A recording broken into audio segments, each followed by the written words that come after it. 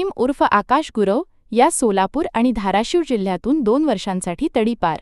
सोलापूर शहरात सामान्य नागरिकांना मारहाण करून दहशत निर्माण करणे, व्यापाऱ्यांना धमकावून पैसे उकळणे अशा गुन्ह्यांमध्ये वारंवार गुंतलेला भीम उर्फ आकाश विलास गुरव वय 35, राहणार अभिमान श्री नगर मुरारजी पेठ सोलापूर यास सोलापूर आणि धाराशिव जिल्ह्यातून 2 वर्षांसाठी तडीपार करण्यात आले आहे.